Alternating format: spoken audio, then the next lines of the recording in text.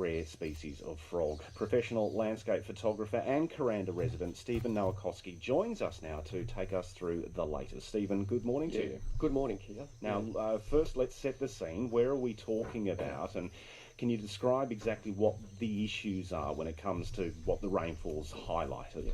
Well, the rainfall highlights the rainfall has impacted on some critical creeks in that Myola area. Owen Creek is a very, very important creek. There's the Kuranda Tree Frog, a very rare endangered species, federally listed. What has happened is the proponent of KUR-World, Ken Lee, has built a dam.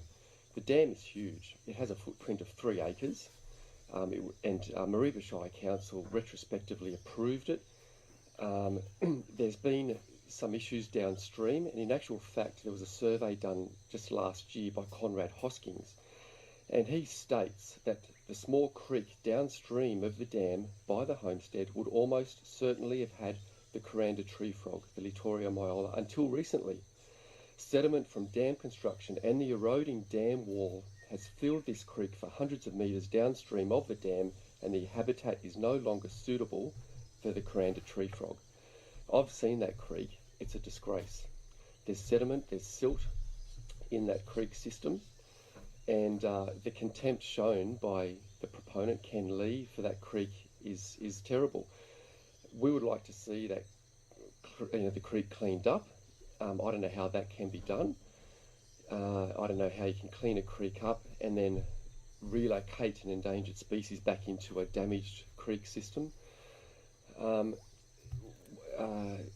So look, there's been some really big issues in those creeks. We have to talk about the KUR-World project in its entirety, and a lot of people say that it's an eco-resort. It's far from an eco-resort. It's actually proposed to be a 373-block urban subdivision, an 18-hole golf course, which includes the clearing of Owen Creek, parts of Owen Creek. There's going to be an equestrian centre, things like a 3.5-star resort or motel. The eco-resort is slated as for stage 3 of the project. This may never happen. They say this is going to be an eco-resort, but when in the public meeting recently, the proponent PR spokesperson said that it's going to be an eco-resort because it has solar panels and recycle the grey water. So it's far from an eco-resort. What has already happened is 120 hectares of clearing of prime rainforest habitat, home to many, many species and a very vital corridor to the cassowary. And this area has now been barbed wire fenced for the containment of cattle, which prohibits the movement of many, many species in that area. We know that Ken Lee, the proponent, recently was flying in potential investors to look at the site for this KUR-World project. And the Cairns Post states that some of the investors were the Kwok brothers. And if you look at just published last year on ABC Four Corners, the Kwok brothers were actually named in the Panama Papers, and they were charged for bribery in Hong Kong for one of the biggest bribery cases. If this is the people that surround themselves with Ken Lee, well then this is, we're not off to a good start in terms of the KUR-World project. Is there a way that both of these things can, achieve a position together? I mean, if the remediation can be achieved, because it's the sort of development also that many people in the area will look towards as a way to create jobs, as a way to create development and economic growth in the area, which is needed as well, Stephen. So can both be achieved simultaneously? Well, building 373 residential houses in Kuranda is not going to increase the number of jobs. It's actually going to decrease the number of jobs. There'll be more people in the region wanting to look for jobs. And there may be some short-term jobs in terms of in the construction phase, but then why should we, the community, the landscape, the animals, the environment, have to live with the long-term legacy of this huge inappropriate development?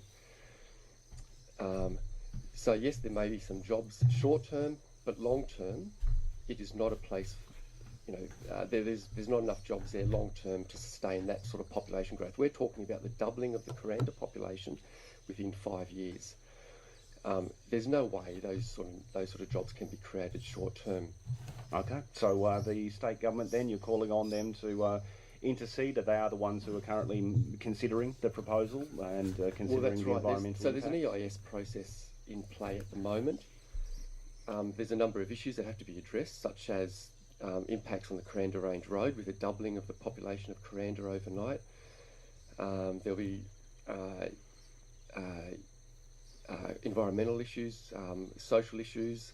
This KUR-World project is going to have another shopping centre, another shopping village, which is going to impact on the socio-economic structure of Kuranda village as we know it. So there's lots of issues there that have to be addressed. All right, well, we'll be following up. We'll put in calls to the developer and their representatives as well to get a response to these concerns. Stephen, appreciate your time this morning. Thank you, Kier. Steven Nowakowski there, Kuranda resident and photographer as well, highlighting the issues in those particular two creeks home to the Kuranda Tree Frog.